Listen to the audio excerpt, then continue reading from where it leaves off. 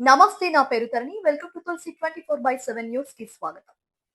దామా సుబ్బారావు ఎక్కడో ప్రకాశం జిల్లా మారుమూల ప్రాంతంలో సాధారణ మధ్య తరగతి రైతు కుటుంబంలో జన్మించిన విశాఖ వచ్చి 1990 మే 5న స్టీల్ ప్లాంట్ ఉద్యోగంలో జాయిన్ అయి 2009 వరకు స్టీల్ ప్లాంట్ లో ఉద్యోగం చేస్తూ తర్వాత ఉద్యోగానికి రిజైన్ చేసి తీసుకున్న తరువాత నేటికి 36 సంవత్సరాలు పూర్తి కావాల్సిన సందర్భంగా ఈరోజు రిటైర్మెంట్ అయ్యే రోజు వచ్చింది.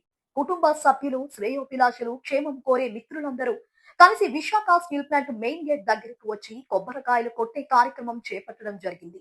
విశాఖ స్టీల్ ప్లాంట్ లో ఉద్యోగం రావడం నా పూర్వ జన్మ సుకృతమని, మా తల్లిదండ్రులు చేసే పుణ్యమని, స్టీల్ ప్లాంట్ వలన మా కుటుంబం అంతా ఉన్నత స్థితిలో చేరుకున్నామని, మా కుటుంబం ఎప్పుడూ స్టీల్ ప్లాంట్ కు రుణపడి ఉంటుందని, ముందు ముందు స్టీల్ ప్లాంట్ అభివృద్ధి పదంలో నడిచి ఎంతో మందికి ఉపాధి అవకాశాలు కలిగి మా కుటుంబం లాగా సాధారణ జీవితం నుంచి ఉన్నత శిఖరాలకు చేరుకోవాలని మనస్ఫూర్తిగా కోరుకుంటున్నారని అన్నారు.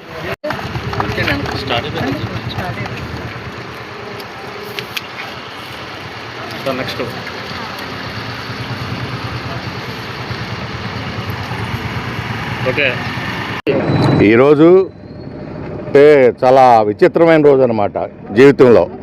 అంటే రిటైర్మెంట్ కాకుండా రిటైర్మెంటు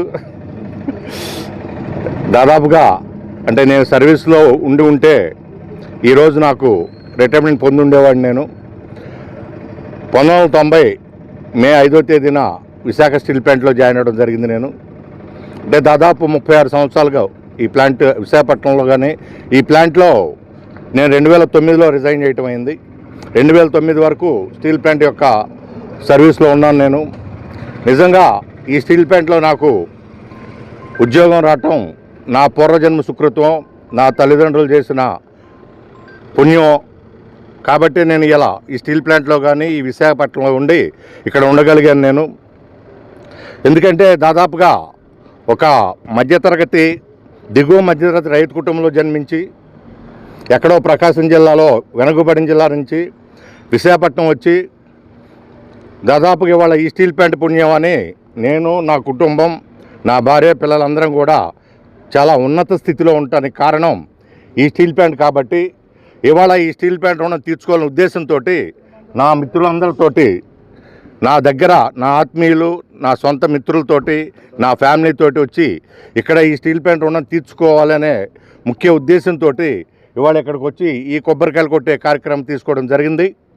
భవిష్యత్తులో కూడా ఈ స్టీల్ ప్లాంటు మళ్ళీ పునర్జీవం పొంది నెక్స్ట్ భావి తరాలకి మంచి అవకాశాలు, ఉపాధి అవకాశాలు ఇచ్చి ఇంకెన్నో తరతరాలుగా ఈ స్టీల్ ప్లాంటు జీవననాడిగా, ఉత్తరాంధ్ర జీవననాడిగా ఎంతోమందికి ఉపాధి కల్పించాలని మనస్ఫూర్తిగా కోరుకుంటూ మరొకసారి ఈ స్టీల్ ప్లాంట్కి జీవితాంతం రుణపడి ఉంటామని నమస్కారం తెలియజేసుకుంటాం.